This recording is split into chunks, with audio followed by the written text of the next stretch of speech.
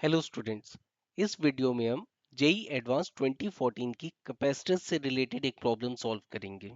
इस प्रॉब्लम में एक 20 माइक्रोफैरेड कैपेसिटर दिया है जिसे पहले एक ऑल्टरनेटिंग करंट सोर्स से कनेक्ट करेंगे जिसके through I equal to I naught cos omega T current flow हो रहा है।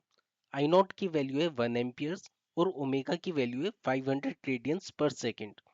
7 पाई ओवर 6 ओमेगा सेकेंड्स के बाद ए को बी से डिस्कनेक्ट करके पॉइंट डी से कनेक्ट करते हैं। फिर कैपेसिटर और 10 ओम की रेजिस्टर पर 50 वोल्ट की डीसी वोल्टेज एक्ट करती है। अब इस क्वेश्चन में ए और डी के कनेक्शन से पहले और बाद करंट, वोल्टेज और चार्ज से रिलेटेड करेक्ट स्टेटमेंट्स आइडेंटिफाई करनी है। सर्किट के लेफ्ट पार्ट में जब करंट क्लॉकवाइज फ्लो हो रहा है तो उसे पॉजिटिव अज्यूम कर रहे हैं, यानी जब कैपेसिटर की टॉप प्लेट पर पॉजिटिव चार्ज आएगा तो करंट पॉजिटिव है। हम पॉजिटिव करंट और पॉजिटिव चार्ज को ब्लू कलर से रिप्रेजेंट करेंगे और नेगेटिव करंट या चार्ज को रेड कलर से रिप्रेजेंट करेंगे। पहले क्वेश्चन और ऑप्शंस को साइड रखते हैं और सर्किट पर फोकस करके देखते हैं कि डिफरेंट स्टेजेस में क्या हो रहा है। बिल्कुल स्टार्टिंग में t इक्वल टू 0 सेकेंड्स पर कॉस फंक्शन की वैल्यू मैक्सिमम होती है, तो करंट भी इधर मैक्सिमम है 1 एम्पियर्स। टाइम के साथ अभी सर्किट का करंट कोसाइन फंक्शन के अकॉर्डिंग रिड्यूस हो रहा है। कैपेसिटर में इनिशियली कोई चार्ज नहीं था। जैसे जैसे पॉजिटिव करंट फ्लो करेगा करंट बेशक रिड्यूस हो रहा है, बट कैपेसिटर में पॉजिटिव चार्ज इंक्रीज हो रहा है। कैपेसिटर का चार्ज एक साइनोसॉइडल फंक्शन बन रहा है। Time t equal to pi over 2 omega seconds पर करंट ऑलमोस्ट जीरो हो गया है और कैपेसिटर पर चार्ज मैक्सिमम है। इसके बाद करंट की पोलैरिटी चेंज हो रही है। पहले लेफ्ट सर्किट में करंट क्लॉकवाइज डायरेक्शन में फ्लो कर रहा था, अब करंट काउंटर क्लॉकवाइज डायरेक्शन में फ्लो करेगा। करंट नेगेटिव होने की वजह से कैपेसिटर पर पॉजिटिव चार्ज धीरे धीरे रिड्यूस होना शुरू हो जाएगा। Time t equal to pi over omega seconds पर कैपेसिटर का टोटल चार्ज जीरो हो जाएगा। इसको ऐसे भी देख सकते हैं कि करंट वर्सेस टाइम ग्राफ के लिए total area under the curve इस इंस्टेंट पर जीरो है। इस इंस्टेंट के बाद करंट अभी भी नेगेटिव है और कैपेसिटर पर अब नेगेटिव चार्ज अपीयर होने लगेगा। नेगेटिव चार्ज का मतलब है कि कैपेसिटर की टॉप प्लेट पर अब नेगेटिव चार्ज आएगा। Time 7 pi over 6 omega seconds पर ए बी का कनेक्शन ब्रेक करके ए डी को कनेक्ट कराएं। जैसे ही ए बी का कनेक्शन ब्रेक होगा सर्किट के लेफ्ट साइड में करंट सडनली जीरो हो जाएगा, जबकि कैपेसिटर का चार्ज मेंटेन रहेगा। और ए डी का कनेक्शन इस्टेब्लिश होने के बाद सर्किट का राइट पार्ट एक्टिवेट हो जाएगा। इस इंस्टेंट पर कैपेसिटर की टॉप प्लेट पर नेगेटिव चार्ज है और बॉटम प्लेट पर पॉजिटिव चार्ज है, तो कैपेसिटर और बैटरी की पोलैरिटी सेम डायरेक्शन में है, जिसकी वजह से सर्किट में काउंटर क्लॉकवाइज डायरेक्शन में करंट फ्लो होगा। अब हम काउंटर क्लॉकवाइज डायरेक्शन में करंट को पॉजिटिव कहेंगे क्योंकि इसकी वजह से कैपेसिटर की टॉप प्लेट पर पॉजिटिव चार्ज आ रहा है। तो अब कैपेसिटर का नेगेटिव चार्ज रिड्यूस होना शुरू हो जाएगा। जैसे जैसे नेगेटिव चार्ज रिड्यूस होगा तो कैपेसिटर के अक्रॉस पोटेंशियल डिफरेंस भी कम होने लगेगा, जिसकी वजह से करंट भी रिड्यूस हो जाएगा। थोड़ी देर बाद कैपेसिटर पर पॉजिटिव चार्ज डेवलप हो जाएगा। अब कैपेसिटर की पोलैरिटी अप्लाइड वोल्टेज की पोलैरिटी के ऑपोजिट है, तो करंट अभी भी पॉजिटिव है बट मैग्नीट्यूड काफी कम हो गया है। टाइम के साथ करंट जीरो को अप्रोच करता जाएगा और कैपेसिटर पर चार्ज एक कांस्टेंट वैल्यू को अप्रोच करता जाएगा। अब हम प्रॉब्लम को सॉल्व करेंगे।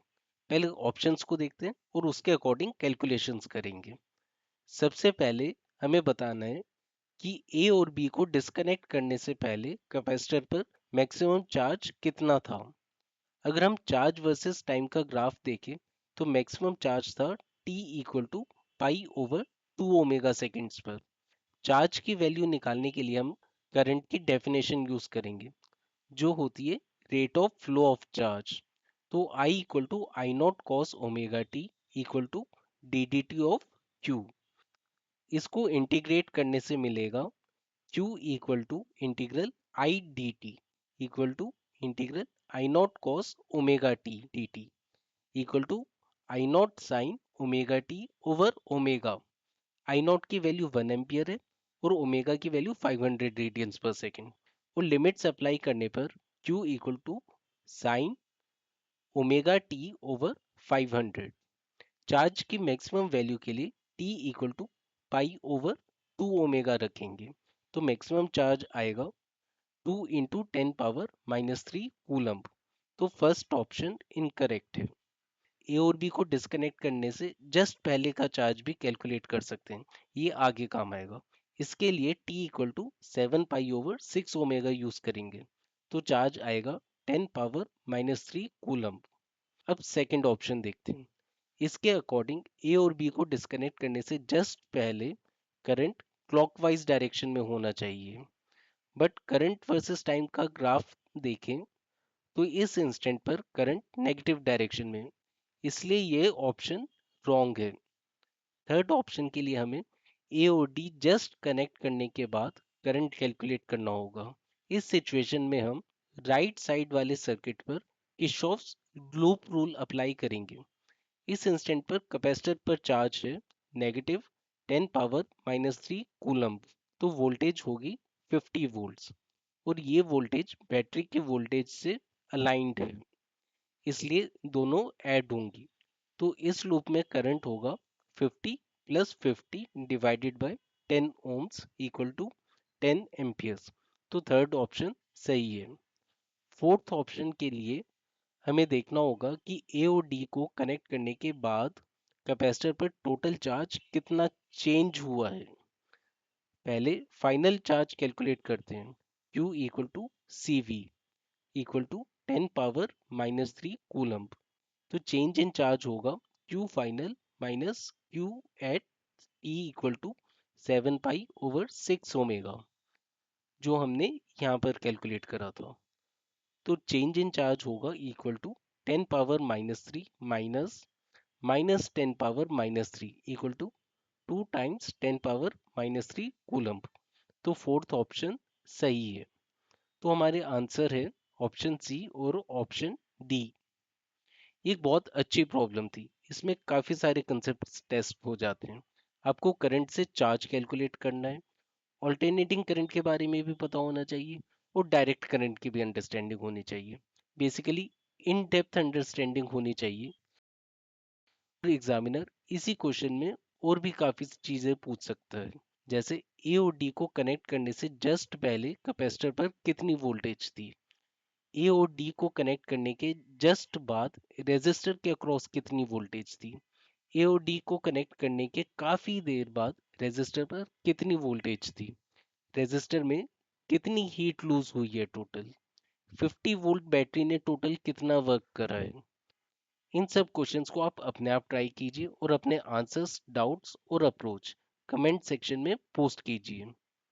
इस वीडियो में हमने कैपेसिटेंस से रिलेटेड एक और इंटरेस्टिंग प्रॉब्लम सॉल्व करी है, जिसमें कैपेसिटर की ज्योमेट्री चेंज हो रही है। अपने कंसेप्ट्स और अंडरस्टैंडिंग को इम्प्रूव करने के लिए ये वीडियो भी देखिए। Thank you.